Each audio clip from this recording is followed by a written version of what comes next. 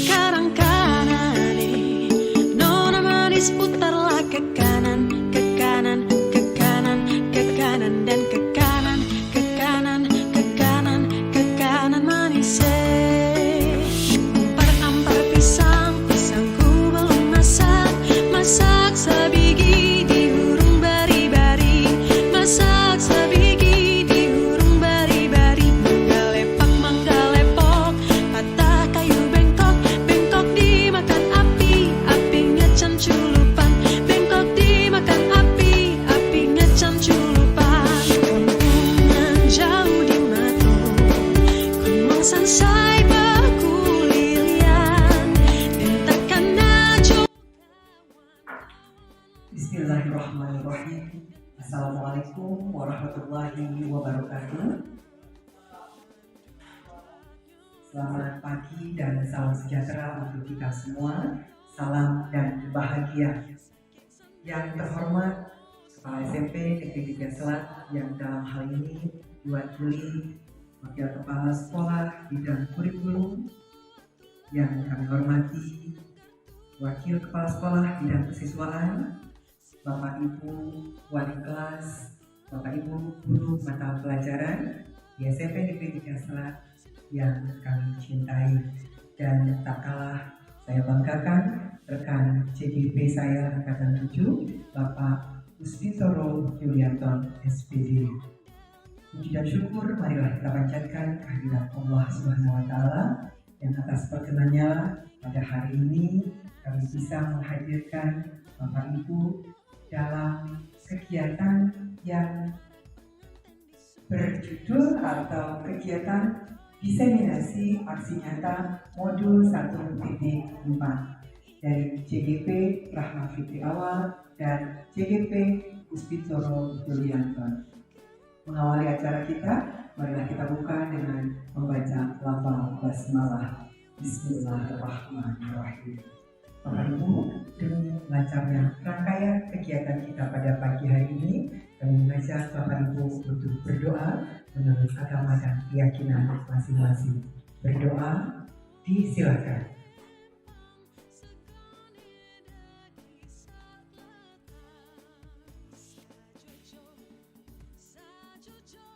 Selesai. Baik Bapak Ibu sekalian, seperti yang tadi telah saya sampaikan di awal bahwa kegiatan ini merupakan rangkaian dari program pendidikan guru penggerak yang kami berdua sedang jalani. Dan aksi nyata modul 1.4 mengharuskan kami untuk melakukan diseminasi, sosialisasi, pengimbasan dari modul 1.4 kepada rekan sejawat di sekolah kami mengajar. Dan sekali lagi kami aturkan terima kasih atas kehadiran Bapak Ibu sekalian. Bapak Ibu sekalian, kita langsung saja kepada pokok dari pertemuan kita ini, yaitu diseminasi. Maka untuk menghantar pertama 3 materi awal akan disampaikan oleh rekan saya Bapak Uspintoro Yulianton SPD. Disilakan.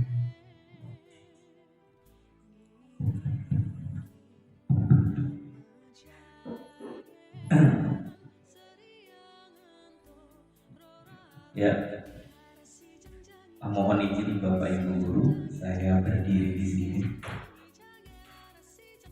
Bismillahirrahmanirrahim. Assalamualaikum warahmatullahi wabarakatuh.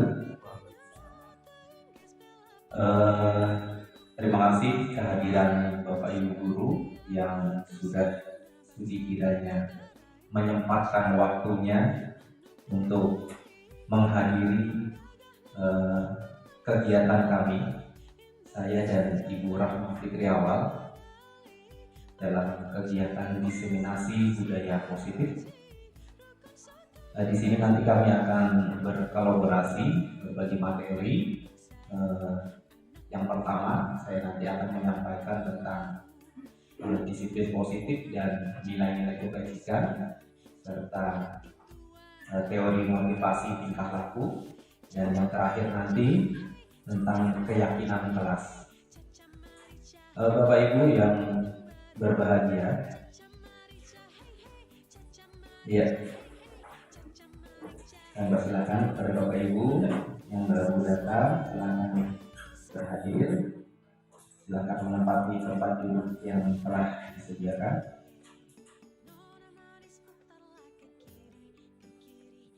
Oke, Bapak Ibu, kayaknya belum semangat nih. Saya ngasih semangat sebentar ya, Bapak Ibu ya. Kita ice breaking sebentar ya. Cuma cukup duduk saja ya.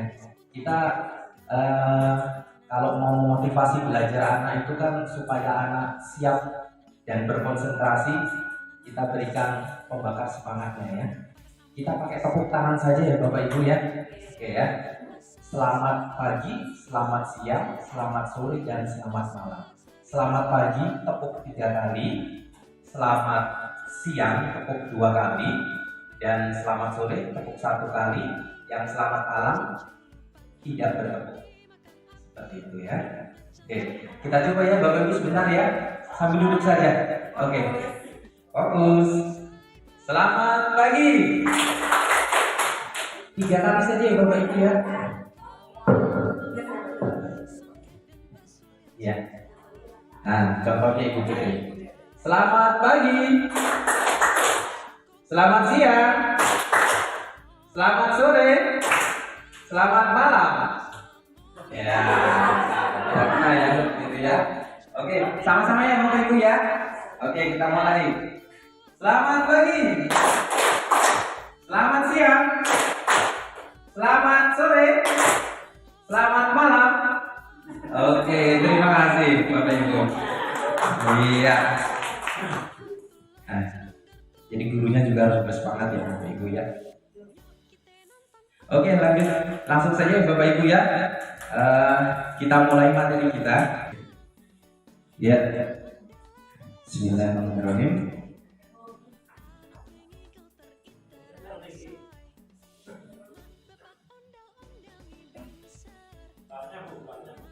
Iya, Bapak Ibu, materi kita yang pertama adalah tentang disiplin positif dan nilai-nilai kebajikan universal. Nah, Bapak Ibu, di sini ada gambar pemantiknya atau ilustrasinya, ya. Nah, apa yang bisa Bapak Ibu simpulkan dari gambar ini? Menurut Bapak Ibu? Tangannya memegang makanan, mau mengambil makanan.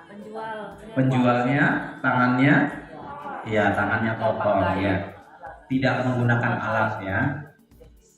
Kemudian di sini ada anak-anak SD, Bapak Ibu ya. Nah, jadi budaya positif itu khususnya nih Bapak Ibu misalnya yang masih punya anak SD atau anak TK, sudah punya nasihat atau bernasihat kepada anak-anak kita. Nah, nanti waktu di sekolah ya, tolong jaga ketika belanja, silakan dilihat kondisi makanannya. Ya, artinya itu kita ingin anak-anak kita itu jajannya itu ya yang makanan-makanan yang sehat gitu ya. Jangan nanti misalnya kita beli, jangan beli yang makanan berwarna-warni misalnya. Nah, itu nasihat kita dari rumah seperti itu kepada anak-anak kita. Nah, tetapi ketika anak kita sudah sampai di sekolah, ya, sampai di sekolah kemudian ke tempat penjual makanan, di situ banyak teman-teman yang lainnya misalnya berkerumun gitu ya. Itu kok banyak teman-teman saya berkerumun di sana. Apa sih yang dijual makanannya gitu ya. Kemudian di sana dia padahal ingat nih apa yang dikatakan sama orang tua.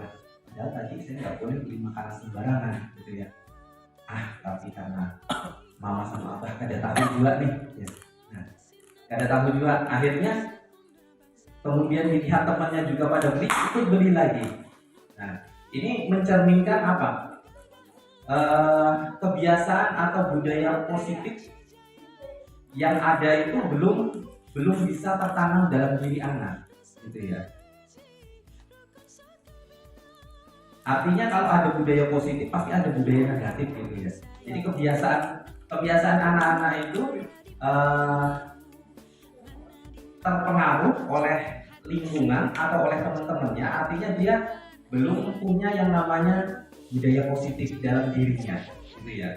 Nah, kalau positif itu bersumber dari dalam dirinya. Misalnya dia tahu nih, walaupun nggak dinasihati tapi dia tahu oh itu makanan seperti itu, ya, dengan penjual seperti ini, gitu ya. Kemudian tingkat kebersihannya kurang atau bahkan kotor. Nah, ini tidak boleh kita makan, gitu ya. Nah, itu berarti dia punya budaya positif dalam dirinya, gitu ya. Atau misalnya Bapak Ibu nih tadi datang ke sini, ya, datang ke sini Bapak Ibu tadi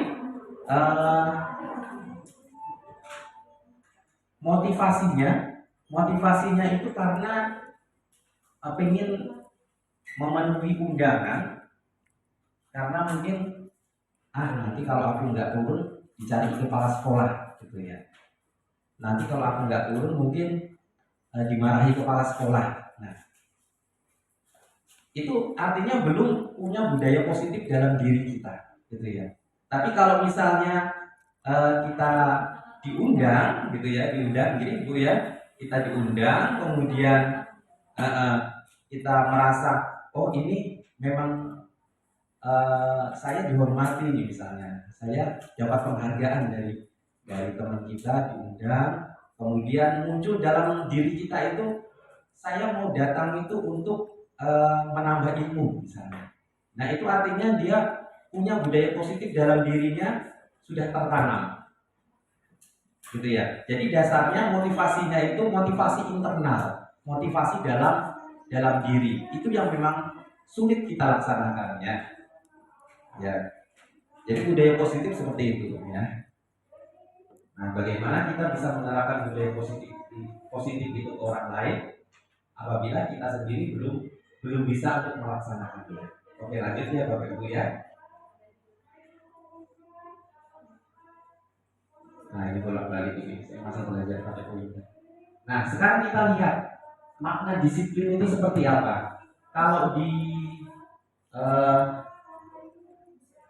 Google gitu ya, di Google itu banyak sekali ya materi-materi atau makna-makna positif itu yang kita dapatkan, gitu ya. Jadi diantaranya disiplin itu artinya adalah belajar, ya. Jadi berasal dari bahasa Latin, disiplin itu artinya belajar.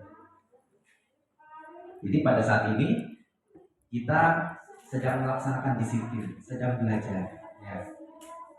Nah, kemudian disiplin itu akan membuat seseorang menggali potensi dalam dirinya menuju sebuah tujuan. Kemudian dalam budaya kita, makna kata disiplin itu telah berubah menjadi sesuatu yang dilakukan seseorang pada orang lain untuk mendapatkan kepatuhan, kecenderungan, ya, kepatuhan atau kecenderungan. Jadi disiplin itu dalam keseharian kita itu identik untuk menghindari ketidaknyamanan biasanya. Mungkin karena takut kena sanksi, gitu ya, atau mungkin takut apa gitu ya, mungkin nanti berpengaruh terhadap misalnya kehadiran di penilaian kepala sekolah terhadap nilai SKP kita, gitu ya. Jadi disiplin dalam kehidupan kita itu identik menghindari ketidaknyamanan, bukan atas dasar karena internal kita, gitu ya. Oke, lanjut saja. Nah, jadi disiplin itu sebenarnya adalah sebuah kelanggengan atau bahasa lawannya itu apa ya? Continue gitu ya, secara terus menerus gitu ya, atau abadi atau istiqomah bahasa agamanya ya, berkesinambungan untuk mentaati peraturan. Nah, jadi peraturan itu dilaksanakan secara kontinu, gitu ya, itu namanya disiplin, ya. Kalau belum seperti itu berarti masih kurang gitu ya. Artinya disiplinnya belum tertanam dalam diri kita. Oke, lanjut. Nah, jadi ada yang dinamakan disiplin biasa dan disiplin positif. Nah, ini tadi ya.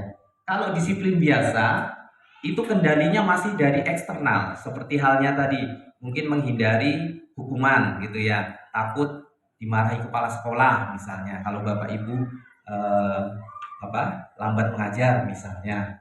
Nah, tetapi kalau yang disiplin positif itu berasal dari kendali internal kita, dari dalam diri kita. Jadi dalam diri kita itu kita sudah sadar gitu. Ini memang tugas saya, ini tanggung jawab saya harus misalnya mengajar tepat waktu, kemudian memberikan tugas sesuai dengan mata pelajaran saya. Nah, itu internal kita. Kemudian yang kedua, peraturan dibuat oleh orang yang berkuasa. Nah, itu disiplin biasa. Ya kalau misalnya di sekolah peraturannya mungkin berasal dari keputusan mungkin kepala sekolah atau mungkin dari dinas pendidikan ya. Tetapi kalau disiplin positif itu peraturannya dibuat bersama. Ya, dibuat bersama. Misalnya dalam sebuah kelas nih, Bapak Ibu yang wali kelas nanti bersama-sama bikin suatu kesepakatan kelas gitu. Dan kesepakatan kelas itu dibuat bukan hanya oleh wali kelas saja, tetapi sama-sama dibuat wali kelas dengan anggota yang ada di kelas itu. Nah, kemudian berikutnya disiplin biasa itu ya hukuman dan imbalan. Jadi dasarnya hukuman dan imbalan. Ya. Mungkin karena takut dihukum atau mungkin ingin dapat imbalan. Nanti kalau aku rajin ada bonus nih, nah misalnya, atau mungkin kalau dalam suatu kegiatan, nanti aku dapat makan siang misalnya, atau apa gitu ya. Jadi dasarnya hukuman gitu, dasarnya hukuman dan imbalan ya. Nah, kalau dia disiplin positif itu konsekuensi seperti yang saya bilang tadi dari dalam diri kita ya. Kemudian disiplin biasa itu ketaatannya jangka pendek, ya jangka pendek saja. Ya. Kemudian untuk yang disiplin positif tentunya dia akan menimbulkan ketaatan yang jangka panjang karena memang berbekas dalam diri kita, kesadaran kita. Oke, lanjut. Iya. Nah, terus bagaimana cara menumbuhkan kendali internal pada diri anak gitu ya. Nah, jadi anak itu siswa kita, yang murid-murid kita itu dia cenderung lebih suka diperintah oleh diri sendiri daripada orang lain. Ya. Jadi kita internal itu dia berasal dari dalam dirinya, gitu ya. Bukan dari faktor luarnya. Nah, kemudian kita melihat anak itu sebagai subjek, bukan sebagai objek ya. Nah, artinya anak-anak itu juga punya peran di sana. Kemudian keyakinan setiap anak sebagai bintang. Ya. Jadi kita nggak bisa melihat anak-anak itu hanya dari satu sudut saja. Misalnya anak PJOK, ya, atau anak yang suka pelajaran PJOK, itu kadang-kadang memang matematikanya nilainya rendah. Nah, itu ya, Bapak Ibu ya. Jadi kita yakin bahwa setiap anak itu dengan kondisinya masing-masing itu punya kelebihan masing-masing. Selanjutnya, kita hanya bisa membantu anak untuk mengubah dirinya sendiri. Ya. Jadi anak itu tidak bisa kita mengibaratkan sebagai sebuah kertas kosong. Ya. Jadi anak itu bukan sebuah kertas kosong, tetapi anak itu sudah punya potensi sebenarnya. Nah, kita tidak bisa memaksakan diri anak itu untuk kamu harus seperti ini, kamu harus seperti itu. Kita hanya bisa mengarahkan saja. Nah, itu. Kemudian melakukan discovery ability. Nah, nanti penjelasannya setelah ini ya. Kemudian memahami kebutuhan psikologi anak. Nah, ini. Jadi seorang guru itu sekarang ini tugasnya di kurikulum merdeka itu, ya, apalagi nanti kalau sudah kita terapkan ada yang namanya pembelajaran berdiferensiasi. Itu nanti setiap guru itu harus memahami psikologi anak. Jadi bukan hanya guru BP saja, tetapi semua bapak ibu guru harus bisa untuk melakukan itu. Ya, lanjut ya bapak ibu ya. Nah ini tadi. Jadi intinya discovery ability itu pada anak itu fokus pada kelebihan anak, bukan pada kekurangannya. Jadi misalnya anak pinter membaca, ya dia diunggul-unggulkan gitu ya. Oh kamu bagus, kamu pintar membaca, kamu bisa berpuisi misalnya. Kemudian ada yang pandai di agama misalnya, hafalannya misalnya juz amalnya bagus misalnya pelajaran agama.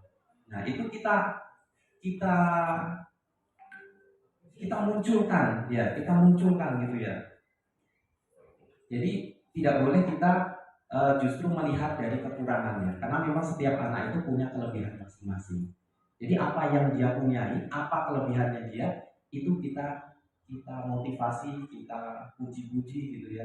Artinya kita munculkan gitu, supaya anak itu memang semangat dalam belajarnya.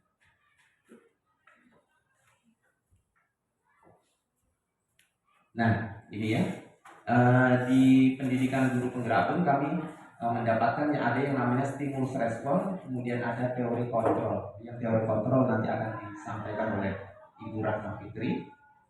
Nah, selanjutnya, dari paradigma tadi, itu akan menimbulkan atau memunculkan yang namanya nilai-nilai kebajikan universal. Ya. Nah, untuk nilai kebajikan itu, terutama pada siswa kita, itu tidak lepas dari profil pelajar Pancasila. Ya, yang beriman dan bertakwa kepada Tuhan Yang Maha Esa, berakhlak mulia, mandiri, bernalar kritis, berkebinekaan global, bergotong royong dan kreatif. Oke, Bapak Ibu, itu materi yang pertama. Kita langsung lanjut saja materi yang kedua, teori motivasi, hukuman dan penghargaan. Nah, sekarang Bapak Ibu, sebentar, ini ada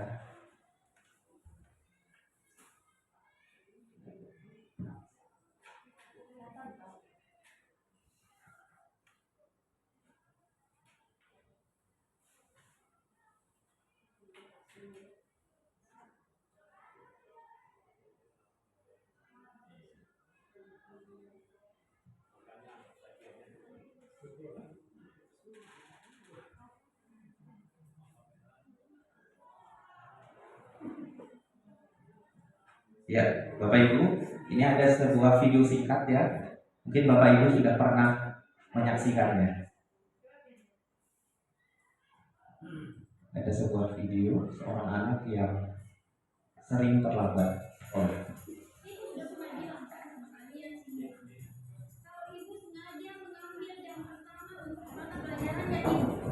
Untuk melatih kalian disiplin. Kalian tahu kan pelajarannya itu? Kalau ibu tidak akan mulai pelajaran kalau masih ada yang terlambat. Kalian tahu apa? Dari mudik sana? Kenapa masih ada yang terlambat? Kayak mana? Kayak di mana? Ibu sudah bilang, ibu tidak akan mulai pelajaran kalau ada yang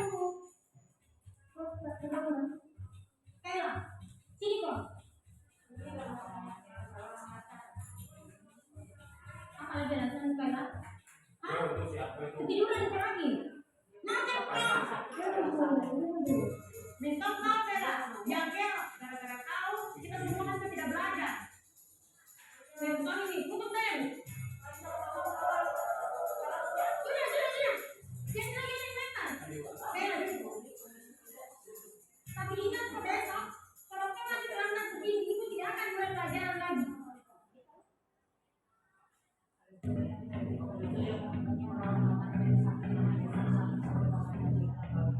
Selamat pagi anak-anak.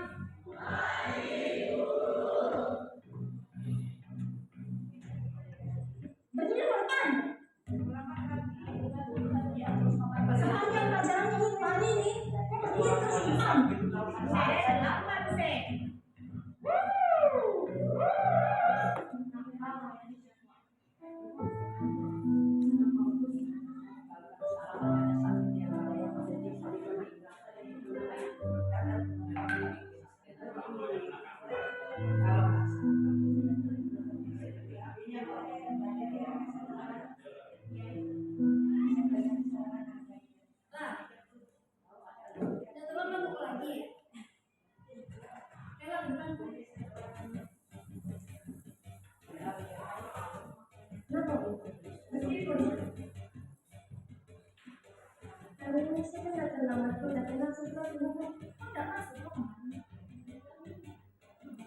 Sekarang jelaskan kok pada kita semua di sini. Kaila, jelaskan kok. Bicara kok. Kaila. Maafkan tak teman-teman, karena gara-gara saya kalian semua nggak belajar. Hari pertama saya terlambat, anak-anak udah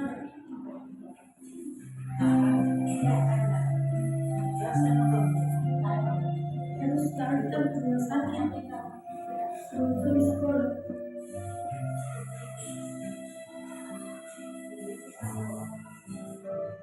Yang kedua, terlambat ke sekolah karena harus ke rumah sakit suatu makan dengan mamaku bersama sekolah. Hari ketiga kembali, saya tidak masuk sekolah.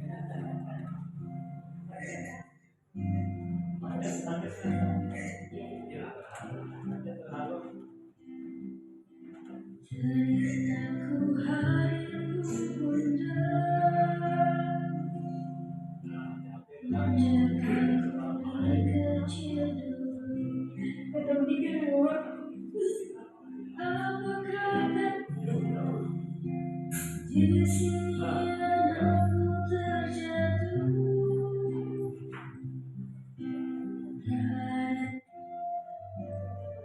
Di sini anakku terjatuh. Iya, Bapak Ibu. Itu sekilas ya, cuplikan video ya.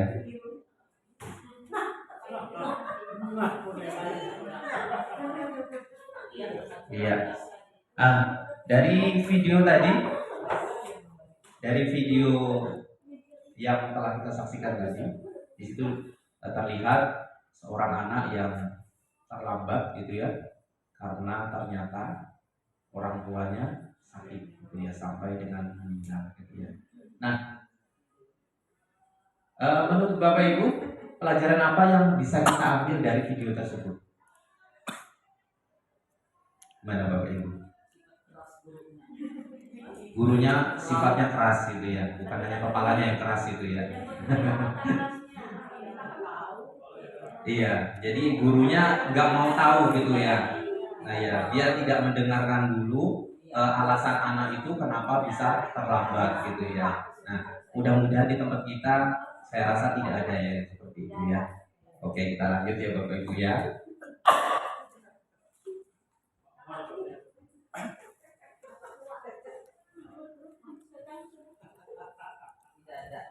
Iya. Nah, sekarang menurut Bapak Ibu, yang pertama, hukuman dapat mendisiplinkan anak. Gimana menurut Bapak Ibu? Ya atau tidak? Ya. Ya, tidak, Kakak Fajar. Tergantung, ya, tergantung. Kemudian yang kedua, pemberian hukuman dengan hal positif seperti membaca atau membersihkan halaman dapat meningkatkan disiplin anak. Bisa, tergantung lagi berarti ya. Kemudian memberi penghargaan dapat meningkatkan motivasi belajar anak. Ya, kata Bapak Ibu ya. Oke, nanti Bapak Ibu bisa menyimpulkan sendiri jawabannya. Nah, ini sama seperti tadi. Jadi teori motivasi perilaku manusia itu ada dua tadi ya, eksternal dan internal. Nah, kalau dia yang pertama itu menghindari ketidaknyamanan atau hukuman, itu masuk ke dalam motivasi eksternal, ya. Kemudian mendapatkan imbalan, itu juga termasuk motivasi eksternal. Karena misalnya anak nih dikasih imbalan gitu ya, nanti suatu saat dia kalau nggak dikasih imbalan lalu dia mungkin menanyakan atau malas gitu ya, atau bahkan mungkin nggak mau melakukan lagi, ya. Nah, kemudian yang ketiga, menghargai diri sendiri, disiplin, kontrol diri, ya. Nah, jadi inilah yang ketiga ini yang baru yang termasuk ke dalam motivasi internal. Jadi tujuan disiplin positif seperti itu. Nah, kemudian hukuman dan penghargaan, lanjut saja. Nah, ini dia. Ada perbedaan hukuman dan konsekuensi. Kalau hukuman itu bersifat tidak terencana atau tiba-tiba, ya. Nah, kemudian sifatnya satu arah. Misalnya aturannya dibuat oleh guru saja misalnya. Nah, itu hukuman namanya, ya. Tetapi tanpa memikirkan kepentingan anak-anak gitu ya. Kemudian konsekuensi. Kalau dia konsekuensi, ini adalah terencana, sudah disepakati. Ya, murid tetap dibuat, tetapi ini murid juga posisinya masih tidak nyaman gitu ya. Terutama untuk jangka waktu pendek gitu ya. Kemudian sikap guru di sini senantiasa dimonitor oleh siswa ya. Nah, misalnya seperti itu ya. Kalau misal di sekolah kita di kelas itu kita bilang nanti yang setiap bapak masuk silahkan kalau ada tugas yang tidak mengerjakan ketua kelas silahkan dicatat namanya misalnya. Nanti suatu saat ketika kita tidak ada, maka ketua kelas akan memonitor siswanya atau teman-temannya yang lainnya. Nanti kalau kamu tidak mengerjakan tugas, nanti akan dicatat namanya. Nah, ini perbedaannya hukuman dan konsekuensi, ya. Nah, ini konsepnya konsekuensi. Dia berhubungan dengan perilaku pelanggaran, kemudian tetap menjaga harga diri, tidak boleh menjatuhkan harga diri, gitu ya. Kemudian konsekuensi harus seimbang dengan perilaku pelanggarannya, ya. Atau tidak boleh memberatkan, gitu ya. Dan konsekuensi untuk membantu anak untuk memperbaiki diri, tidak malah memunculkan rasa dendam, gitu ya. Nah, sekarang nih Bapak Ibu, yang pertama mencatat 100 kali di dalam buku kalimat saya tidak akan terlambat lagi misalnya. Termasuk hukuman atau konsekuensi? Bapak Ibu, gimana? Hukuman, coba kita lihat. Iya. Yang kedua, lari mengelilingi lapangan basket 2 kali karena terlambat hadir di sekolah. Hukuman atau konsekuensi? Hukuman. Nah, ini guru bahasa Indonesia ini. Murid diminta untuk push up 15 kali. Hukuman. Menggantikan kertas tugas teman yang dicoret-coret. Hukuman atau konsekuensi? Iya, konsekuensi ya. Membersihkan tumpahan air di meja tulis karena tersenggol. Iya, Bapak pintar ya. Murid disuruh untuk mengenakan, ini tidak mengenakan maksudnya ya. Murid disuruh tidak mengenakan sepatu seharian di sekolah karena tidak mengenakan sepatu hitam. Hukuman atau konsekuensi? Hukuman ya Bapak Ibu ya. Anak-anak disuruh nggak pakai alas kaki seharian kan kasihan ya, nanti masuk angin bisa ya. Nah, kemudian lari mengelilingi lapangan bola basket terlambat 10 menit untuk pelajaran PJOK. Hukuman atau konsekuensi? Ya, konsekuensi karena pelajarannya berkaitan sama olahraga ya Bapak Ibu ya. Nah, kecuali kalau misalnya pelajaran IPA kok nyuruh dia push up 15 kali atau keliling lapangan 10 kali. Nah, itu baru hukuman. Nah, ini dihukum oleh penghargaan. Nah, ternyata penghargaan itu juga memberikan hukuman kepada siswa. Saat kita berulang kali menjanjikan hadiah kepada anak-anak agar berperilaku bertanggung jawab, atau kepada karyawan agar melakukan pekerjaan kualitas, kita sedang berasumsi bahwa tidak akan dilakukannya atau mereka tidak akan memilih untuk melakukannya. Jadi itu mematikan potensi sebenarnya ya. Jadi kalau misalnya anak-anak itu sudah terbiasa dengan hadiah misalnya ya, jadi dia kalau nggak dikasih hadiah lalu kecewa, akhirnya motivasi belajarnya menurun, bahkan bisa jadi lalu nggak mau melakukan gitu ya Bapak Ibu ya. Nah itu sebenarnya dampak dari penghargaan.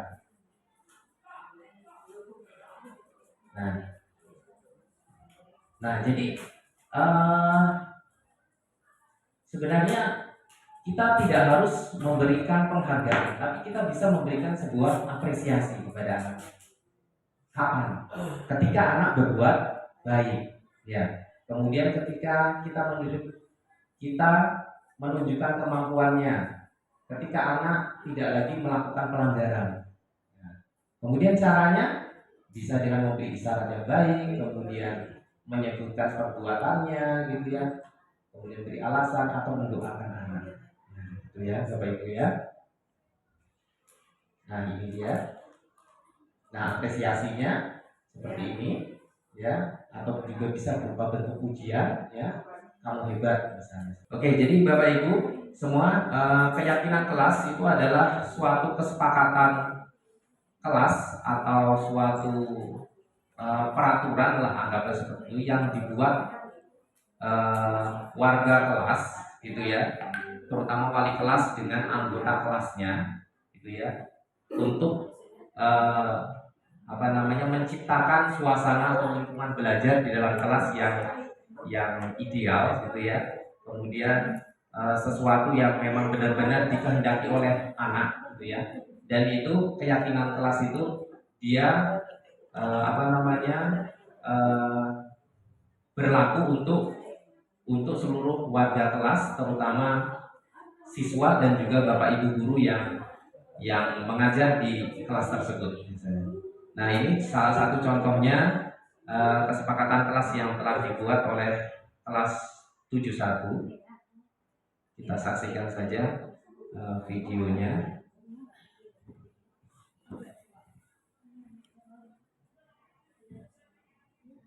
Nyamanan dan ketenangan.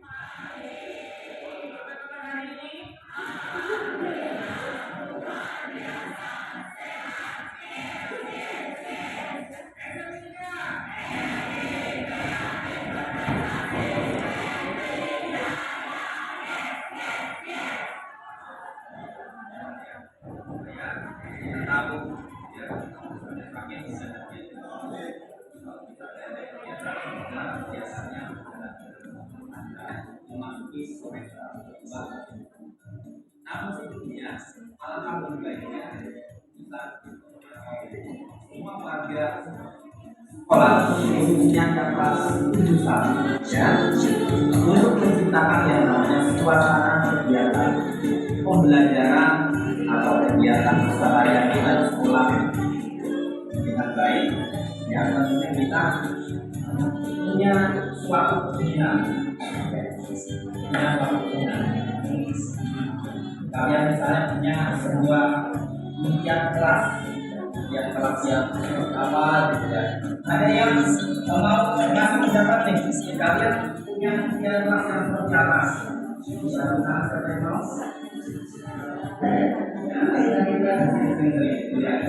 Ada lagi yang lainnya ingin berhasil dari apa? Ingin kelas yang bersih, apalagi yang tertib, nah bagus, bersih, tertib, kemudian nyaman ya, moderasi ya. Apalagi saling membantu mungkin ya dalam segala kegiatan, tapi membantunya dalam hal yang positif ya. Kalau waktu misalnya ulangan nggak boleh ya, untuk menciptakan kelas yang kalian inginkan, kalian rindukan, kelas yang bersih, kelas yang tertib, kemudian kelas yang nyaman. Tentunya kita harus membuat suatu kesepakatan kelas, ya, suatu kelas, satu pernyataan atau satu ungkapan atau satu aturan lah ya, yang kalian inginkan untuk menunjukkan kelas yang kalian inginkan ya. Kalian boleh catat ya. Setelah itu silakan Putarlah ke kanan, ke kanan, ke kanan.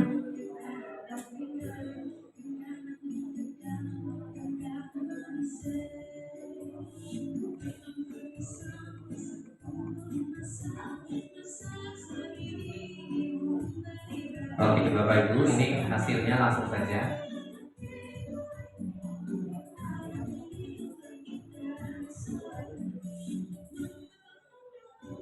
Kebetulan eksekusinya juga di ruang sini ya Bapak Ibu ya.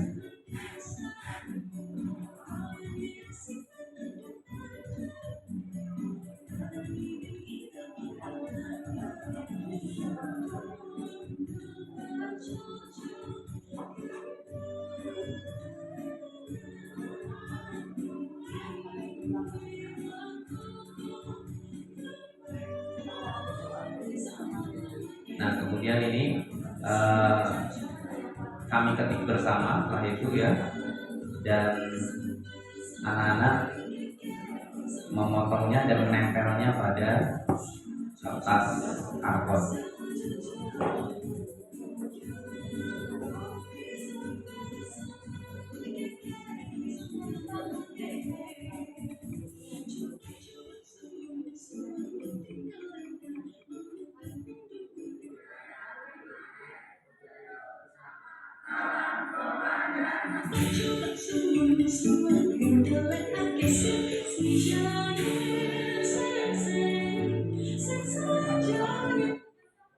Ya sampai.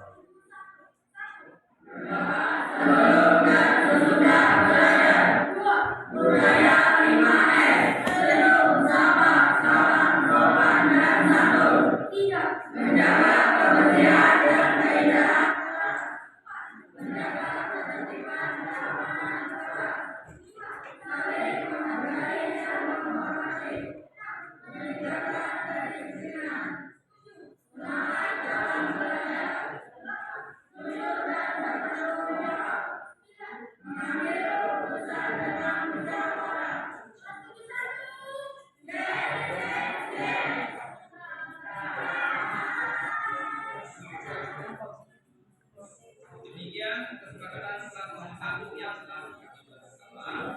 Semoga kesepakatan ini menjadi contoh dan dapat bermanfaat untuk membangunkan budaya positif di sekolah kita. Terima kasih. Demikian yang bisa kami sampaikan.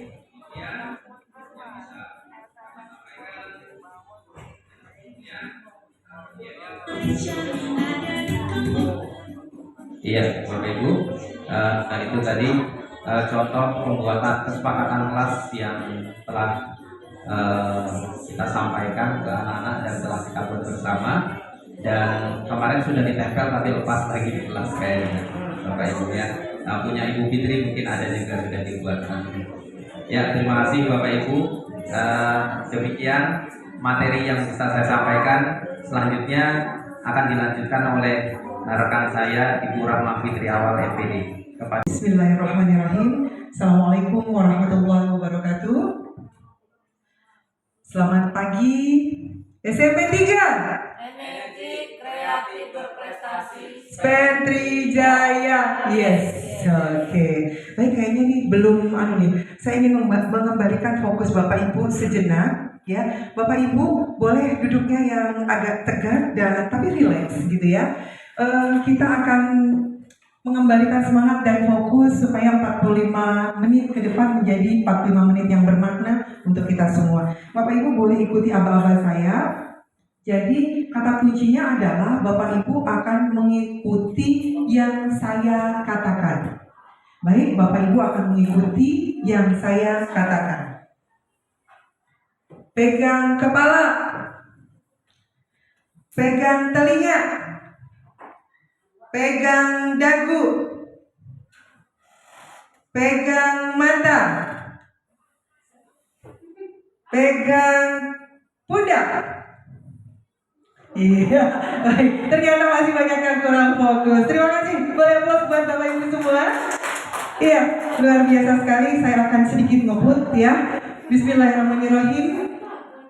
Aksi nyata modul 1.4 di sesi ini saya akan menyampaikan 3 submodul, yaitu tentang kebutuhan dasar manusia dan dunia berkualitas, lalu 5 posisi kontrol dan segitiga restitusi. Tadi sudah ada penghantar pembukanya ya dari Pak Gus Bintoro, luar biasa. Ini ada kebutuhan dasar manusia. Sebagai makhluk hidup tentunya kita memiliki kebutuhan dasar. Jadi dalam teorinya William Glasser, choice theory, itu ada 5 kebutuhan dasar manusia. Itu ada bertahan hidup, pengakuan, kasih sayang, kesenangan, dan kebebasan. Jadi ada freedom, fun and happy, ada survival, ada power gitu ya kalau bahasanya Pak Sarwani. Lalu masing-masing itu apa sih?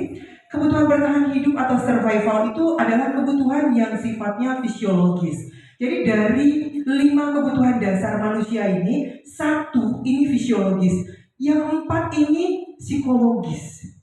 Ya, lalu seperti apa?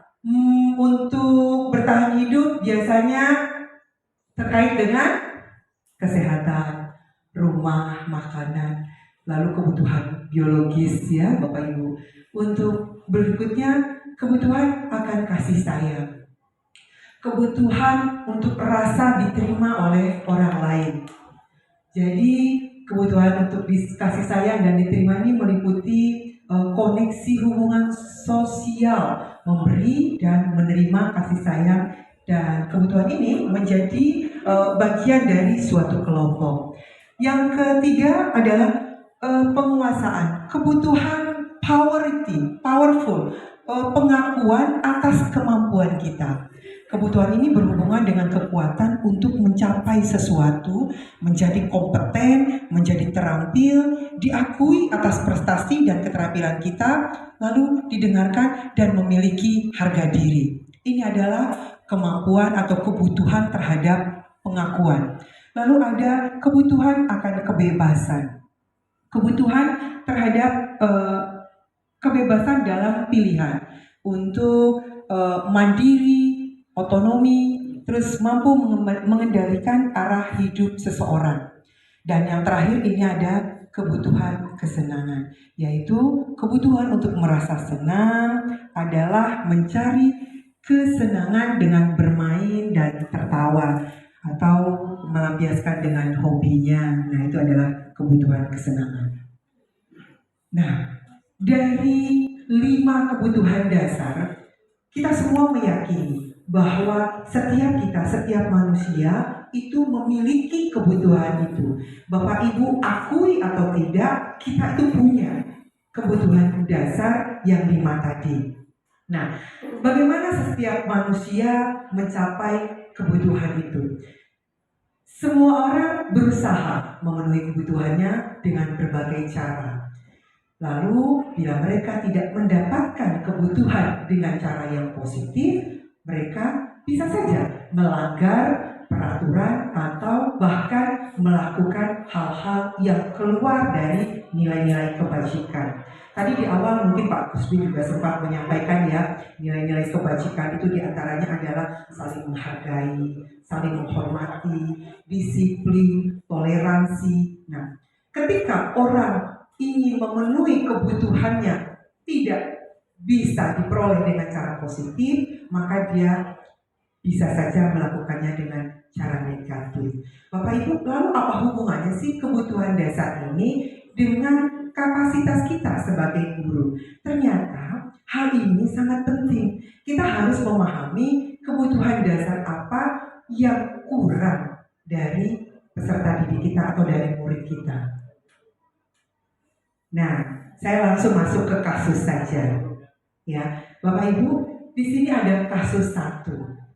Dinda, seorang anak kelas 3 SD, begitu tiba di rumah sepulang dari sekolah menangis dan mengadu pada ibunya bahwa dia benci pada Ibu Rani, gurunya di sekolah.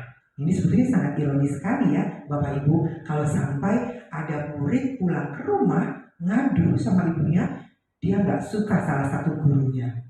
Nah, sekarang menurut Bapak Ibu, kira-kira kebutuhan apa yang berusaha dipenuhi oleh Dinda? Ada pilihannya itu menjadi 4 ya. Jika ternyata si Dinda berkata, Ibu guru bilang, aku tidak boleh menangis, aku tidak boleh bersenandung sewaktu mengerjakan tugas. Katanya kelas harus tenang, tidak ada suara. Kan nggak seru jadinya. Nah, kalau melihat kebutuhan salah satu dari 5 kebutuhan dasar tadi, ternyata bila si Dinda menjawab ini nih ke ibunya, ini kebutuhan yang kurang dari si Dinda adalah kebutuhan kesenangan. Mungkin kita juga sering menemukan kasus anak-anak di kelas kita melakukan hal-hal tertentu. Nah, Bapak Ibu bisa merefleksinya atau mencoba mungkin mengamati dari kasus yang saya coba tayangkan.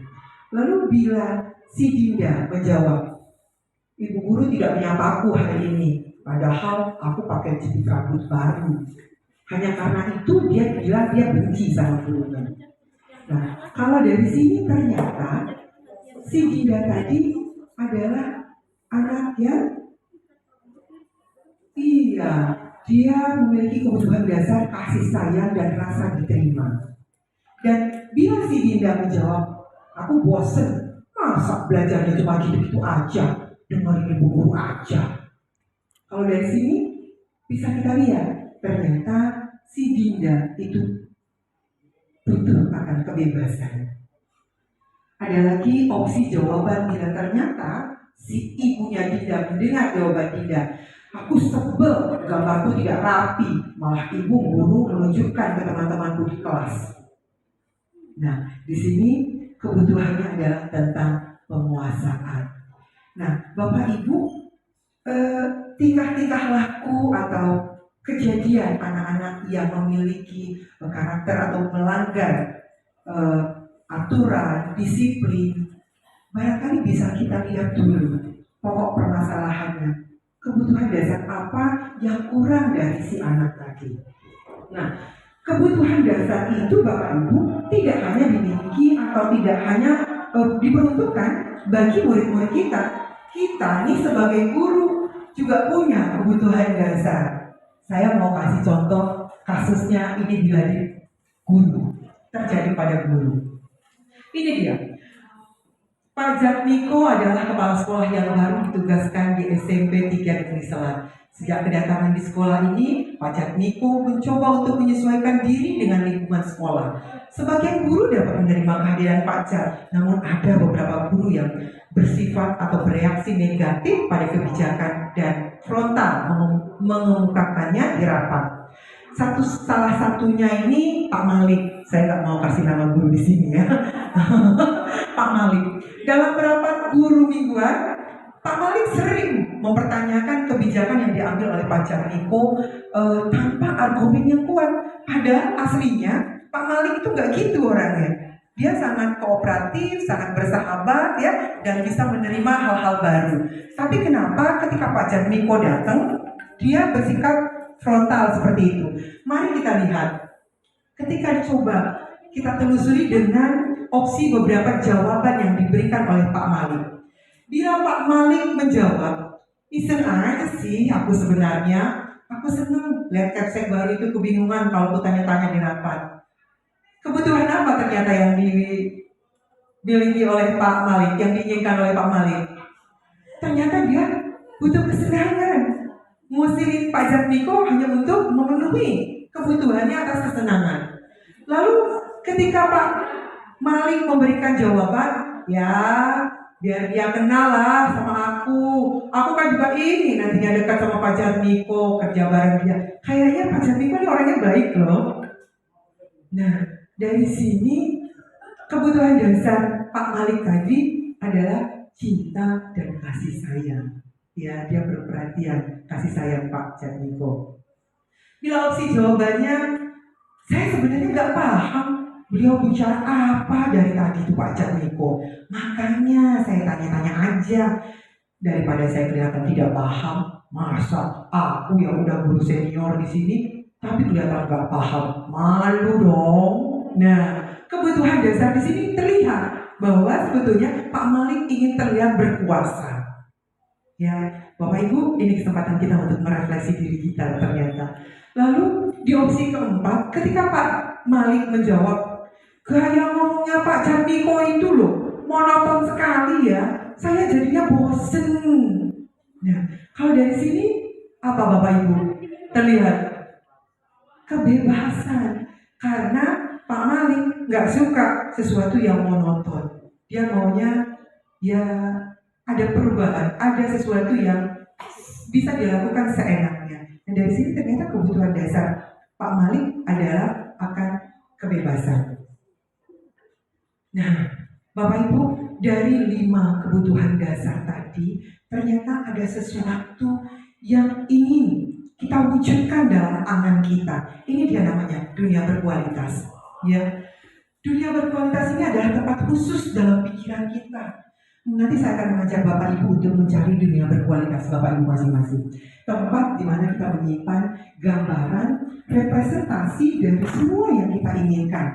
Bisa berisi orang-orang, hal-hal dan apa saja yang terbaik dalam hidup kita dan membuat kita merasa bahagia dan terpenuhi kebutuhan dasar.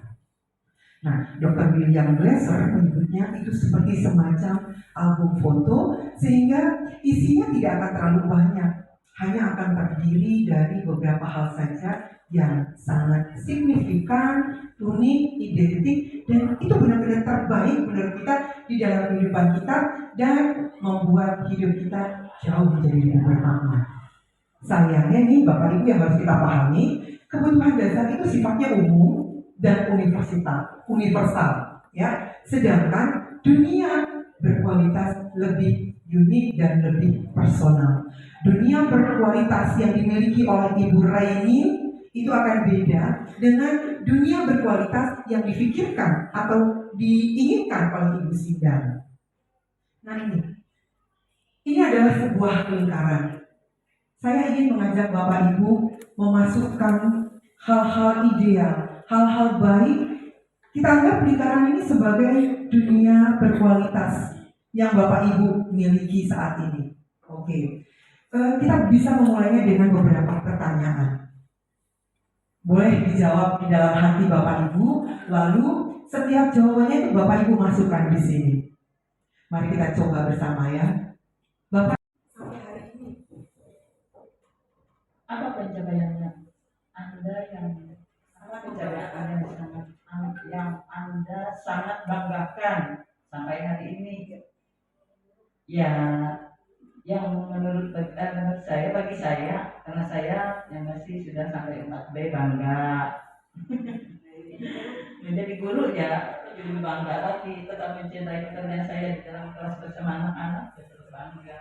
baik, jadi pencapaian yang paling membanggakan Ibu ini menjadi 4B sebagai guru yang sudah 4B, ya. Nah sekarang kalau boleh gitu ya, ini kan sesuatu yang menurut kita ideal ya, yang kita inginkan sebetulnya. Pekerjaan yang ideal buat Bu ini apa sih? Ya karena saya memang mencintai pekerjaan saya ini, ya ini yang ideal bagi saya. Baik, pekerjaan ideal Bu Neni adalah menjadi guru. Sekarang ceritakan bagian perjalanan ini, kita skip saja ya, karena ini hanya Ibu Neni yang tahu. Nah, Bapak Ibu sekalian, ketika sekian banyak poin yang paling dicintai tadi dari keluarga dan rekan-rekan, nilai kebajikannya adalah kejujuran, lalu menjadi orang yang ideal di mata orang lain, pencapaiannya menjadi guru dalam 4B yang menjadi ideal. Ternyata Bu Neni sudah memiliki dunia berkualitas itu. Ya, jadi Bapak Ibu, dunia berkualitas itu bisa saja ada di angan, tapi bisa saja sudah kita jalani. Dan untuk mewujudkannya, tentu itu harus kita yang melakukannya ya.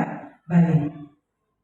Nah, setelah belajar mengenai dunia berkualitas, Bapak Ibu, mari sekarang kita pikirkan bagaimana ya kira-kira murid-murid kita dan kita di sekolah selama ini meletakkan sekolah dan pengalaman mereka di sekolah sehubungan dengan dunia berkualitas. Kalau mengambil apa yang tadi disampaikan Ibu Neni, ternyata Bapak Ibu, kita semua yang ada di sini menjadi bagian dari dunia berkualitasnya Ibu Neni. Bu Neni sudah mencapai dunia berkualitas itu. Karena ada orang yang pengen, cita-citanya dia pengen jadi presiden. Belum kesampaian kan? Berarti dia belum memiliki dunia berkualitas. Dunia berkualitasnya masih di aman. Halo. Baik, kita lanjut. Nah, ini dia. Restitusi 5 posisi kontrol. Semua materi ini Bapak Ibu berkaitan. Materi tentang dunia berkualitas dan kebutuhan dasar tadi tidak akan lepas dari teori 5 posisi kontrol. Di awal Pak Gusmin sudah menyampaikan bagaimana Bapak Ibu ternyata sudah bisa membedakan antara hukuman konsekuensi. Ada satu hal lagi Bapak Ibu, yaitu restitusi.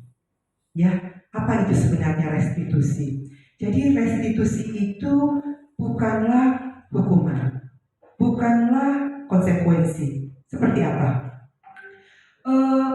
Dalam restitusi ini saya ingin menjelaskan terlebih dulu tentang posisi kontrol kita sebagai guru.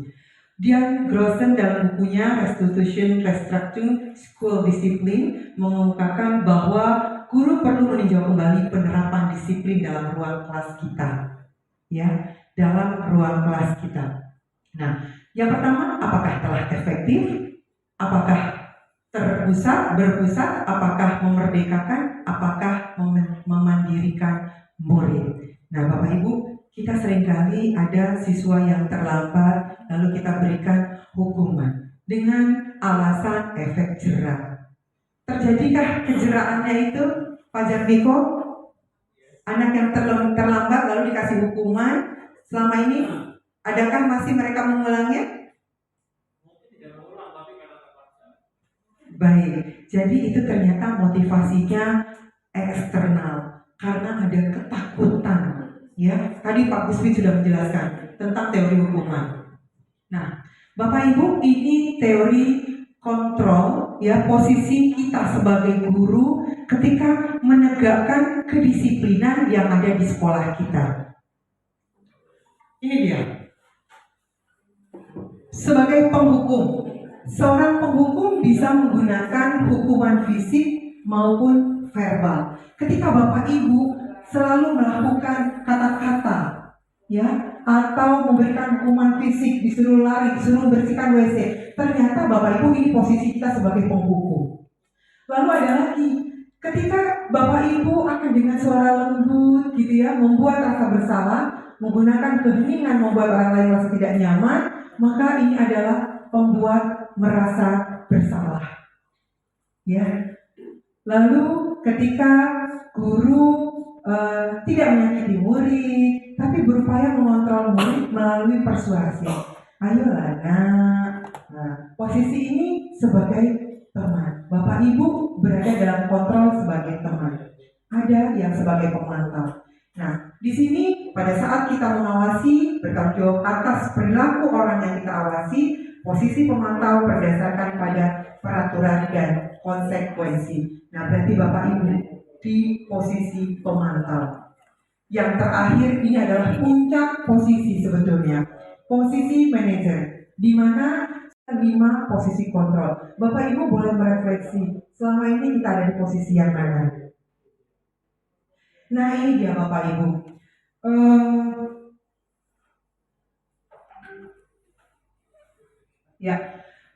Dalam teori restitusi itu Bapak Ibu ada nanti langkah-langkahnya ya. Yang pertama itu identitas dulu, stabilitas identitas, terus ada validasi.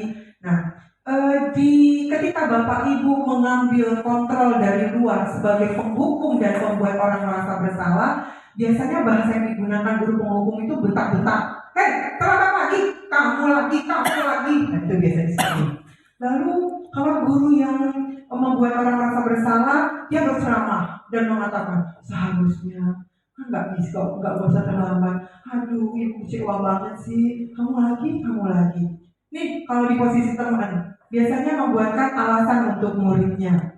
Kan, ibu udah bilang, ibu udah kasih kesempatan ke Marelia, tolong ya nak, besok jangan telat lagi.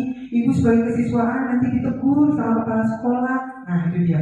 Lalu sebagai posisi pemantau, dia akan menghitung dan mengukur udah berapa kali anak ini. Ada dia punya catatan data, ini biasanya di guru BP ini ya, ada komplit datanya. Lalu ada posisi manajer. Kalau di posisi manajer biasanya mengajukan pertanyaan, kenapa terlambat nak?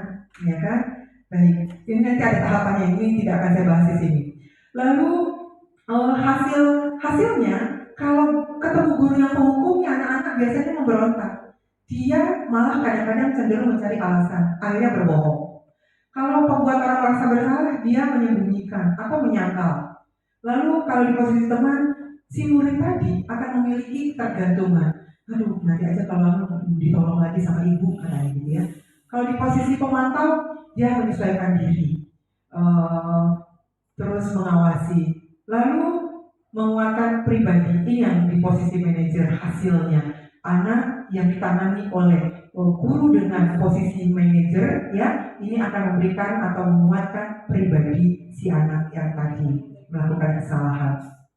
Lalu kaitannya dengan dunia berkualitas itu ternyata ini dia, murid yang penghukum, gurunya itu nggak ada dalam hitungan dunia berkualitasnya, ya. Yang terletak di dunia berkualitasnya itu hanyalah guru yang dalam posisi teman, pemantau atau manajer, gitu ya. Bapak Ibu, dari 5 posisi kontrol ini ternyata berdampak kepada murid.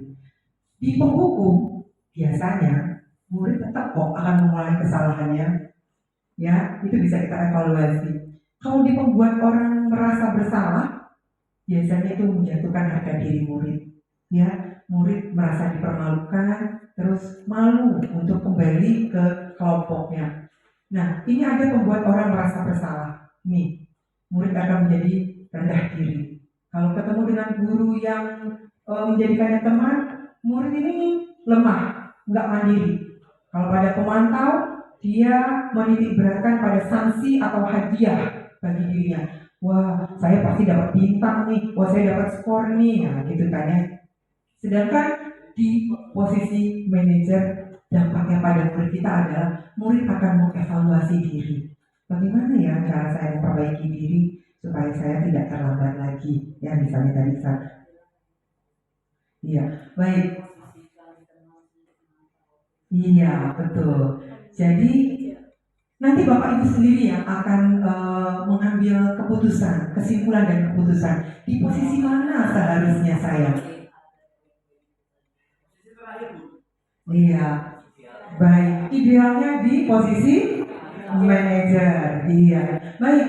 Bapak Ibu, tujuan akhir dari 5 posisi kontrol seorang guru ini adalah pencapaian posisi manajer, di mana di posisi inilah murid dapat menjadi pribadi yang mandiri, merdeka dan bertanggung jawab atas segala perilaku dan sikapnya, yang pada akhirnya dapat menciptakan lingkungan positif, nyaman, dan aman. Nah, bagaimana pelaksanaan segitiga restitusi? Ini dia.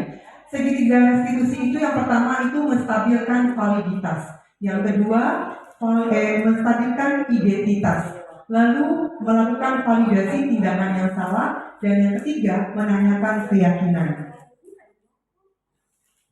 Ini Bapak Ibu, tahapan pertama dari segitiga restitusi. Barangkali mohon izin Bu Neti ya, dan kita semua juga, baik guru, wali kelas maupun guru mata pelajaran. Bagaimana ketika kita menghadapi anak yang melanggar aturan, tata tertib, gitu ya, entah itu tidak mengerjakan tugas.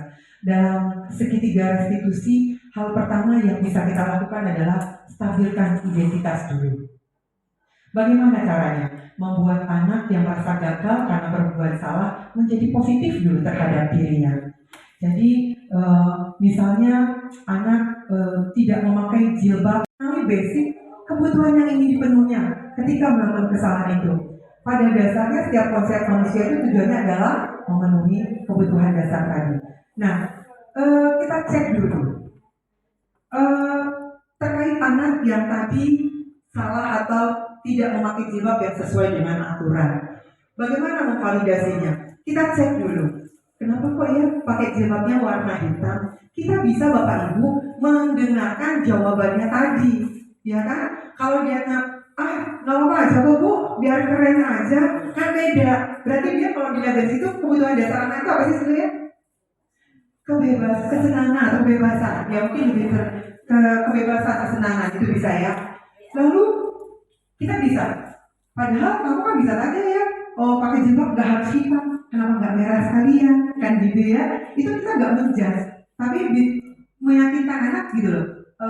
Kalau yang kalian cari itu kesenangan, kenapa harus jilbab hitam doang kan gitu ya. Nah, lalu apa yang penting bagi kamu? Nah ini diantara kalimat-kalimat yang kita coba memvalidasi kebutuhan anak-anak itu. Terus ketika dia menjawab, Bu, jilbab saya nyangkut di jemuran, nggak sempat dijahit. Oh, nggak bisa jahit ya? Nah ternyata dia tidak bisa menjahit nih. Berarti anak ini membutuhkan pertolongan. Nah Bapak Ibu, langkah selanjutnya kita adalah menanyakan dulu keyakinannya. Tapi misalnya sebut saja namanya Ranti. Tapi Ranti tahu kan kalau hari Kamis itu jilbab kita adalah jilbab biru? Iya Bu, tahu. Nah kita tanyakan dulu keyakinannya, ya, bahwa dia sudah yakin dengan kesepakatan atau keyakinan sekolah kita bahwa hari Kamis itu jilbabnya warna biru. Nah dari situlah kita mulai memberikan arahan untuk menawarkan anak itu. Kira-kira untuk memperbaiki ini apa ya yang bisa Ranti lakukan? Nah ini dia. Jadi Bapak Ibu, restitusi itu tidak menyarankan guru bicara ke murid bahwa melanggar aturan adalah sikap yang baik, tetapi dalam restitusi guru harus memahami alasannya.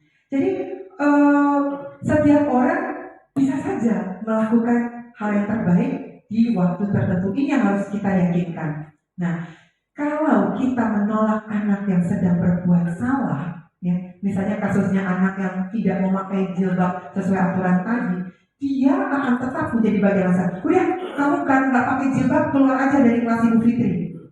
Ya, itu bukan solusi. Ya, anak itu akan menjadi bagian dari masalah. Apa yang bisa timbul? Nah, mungkin banyak yang sudah kita dapati juga. Anak itu keluar bukannya ke tempat yang lebih baik, dia malah ke kantin atau mengganggu teman-temannya. Ya, baik. Nah, Bapak Ibu, jadi Bapak Ibu, sekali lagi restitusi bukan untuk menebus kesalahan, namun untuk belajar dari kesalahan. Jadi yang kita berikan adalah tawaran, bukan paksaan. Nah, untuk memperbaiki hubungan, menuntun, untuk melihat ke dalam dirinya. Jadi restitusi mencari kebutuhan dasar yang mendasari tindakan anak itu melakukan kesalahan. Jadi intinya adalah fokus pada karakter, bukan tindakan. Fokus pada solusi, yaitu menguatkan dan membalikan murid yang berbuat salah pada kelompoknya. Nah, demikian Bapak Ibu yang bisa saya sampaikan karena waktu kita terbatas ya. Jadi mudah-mudahan yang saya dan Pak Gusbin sampaikan bukan bermaksud menggurui, karena ini juga berguna buat kami berdua dan semoga juga bermanfaat bagi kita semua demi mewujudkan atau menghidupkan kembali budaya positif di sekolah kita. Dan sekali lagi terima kasih atas kebersamaannya. Terima kasih kepada Pak Sarwani, Wakil Kepala Sekolah, Bapak Ibu sekalian. Dan kami mohon doanya buat Pak Gusbin dan buat saya juga supaya bisa menjalankan pendidikan ini hingga akhir dan bisa memberi manfaat bagi sekolah yang kita cintai ini. SMP 3 kreatif berprestasi, Pentri Jaya. Baik, Billahi taufiq wal hidayah. Assalamualaikum warahmatullahi wabarakatuh. Boleh kita aplaus untuk kita semua.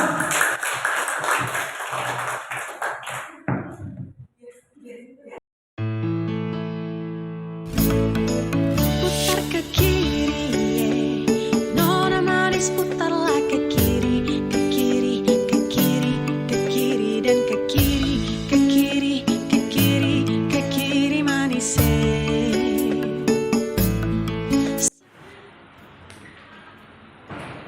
Selamat pagi. Pagi. Apa kabar hari ini? Alhamdulillah luar biasa sehat. Yes. SMP 3. Energi kreatif berprestasi Sentri Jaya. Yes. Alhamdulillah. Semangat ya. Silakan ketua kelas pimpin berdoa terlebih dahulu. Sebelum belajar, marilah kita berdoa menurut agama dan kepercayaan masing-masing. Berdoa dimulai.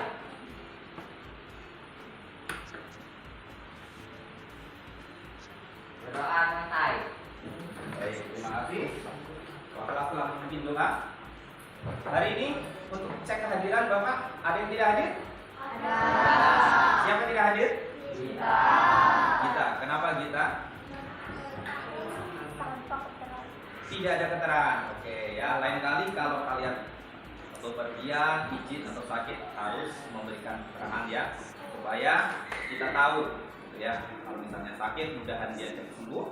Kalau misalnya ada kegiatan, semoga kegiatannya berjalan dengan lancar. Memasuki semester kedua atau semester kedua.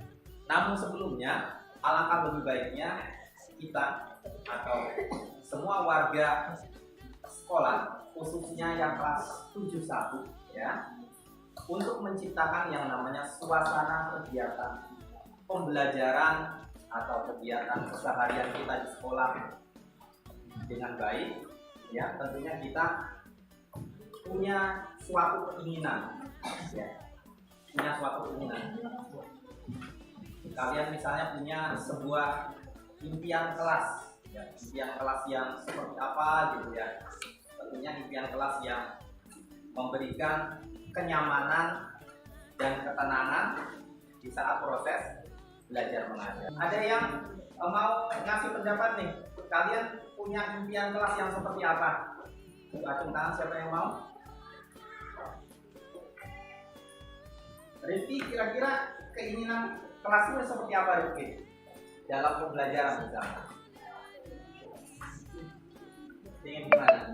Kelas yang ber-AC. Nah, ini sudah ada AC. Ya, kan kita di sini sering-sering gitu ya. Ada lagi yang lainnya, ingin ber-AC tadi. Apa? Pengen kelas yang bersih. Apalagi? Yang tertib. Nah, bagus. Bersih, tertib, kemudian nyaman ya kalau ber-AC ya. Apalagi? Saling membantu mungkin ya dalam segala kegiatan, tapi membantunya dalam hal yang positif ya. Kalau kerja kelompok, kalau waktu misalnya ulangan nggak boleh ya. Untuk menciptakan kelas yang kalian inginkan, kalian impikan, kelas yang bersih, kelas yang tertib, kemudian kelas yang nyaman, tentunya kita harus membuat suatu kesepakatan kelas ya, suatu kesepakatan kelas khusus yang kelas 1, dan ini berlaku untuk semua anggota di kelas 71 dan juga Bapak Ibu guru yang mengajar di kelas 71 ya. Oke. Nah, jadi kita perlu yang namanya kesepakatan kelas. Jadi judulnya kesepakatan kelas 71 semester genap tahun pelajaran 2022-2023. Nah, nanti Bapak akan bagikan kertas sticky note ini ya. Kemudian nanti kalian silakan menuliskan satu pernyataan atau satu ungkapan atau satu aturan lah ya, anggaplah itu ya, yang kalian inginkan untuk mewujudkan kelas yang kalian inginkan ya. Kalian boleh menuliskan satu saja ya. Nanti setelah itu silakan ditempel di bagian papan tulis. Oke ya.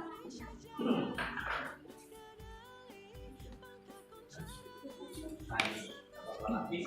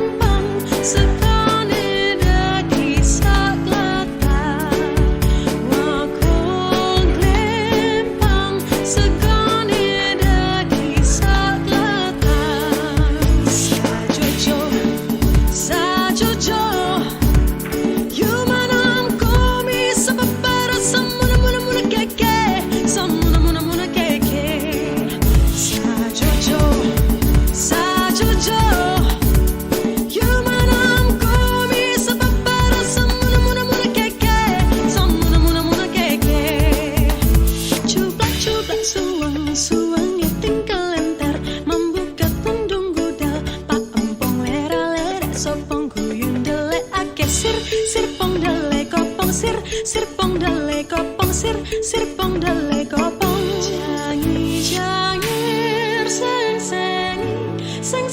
jangir seng. Kesepakatan kelas 71. 1. Berdoa sebelum dan sesudah belajar. 2. Budaya 5S. Senyum, sapa, salam, sopan, dan santun. 3. Menjaga kebersihan dan keindahan kelas. 4. Menjaga ketertiban keamanan kelas. 5. Saling menghargai dan menghormati.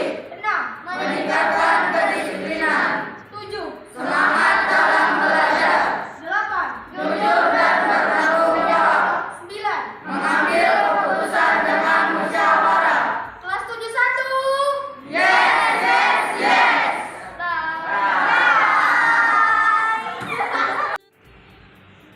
Demikian kesepakatan kelas 71 yang telah kami buat bersama.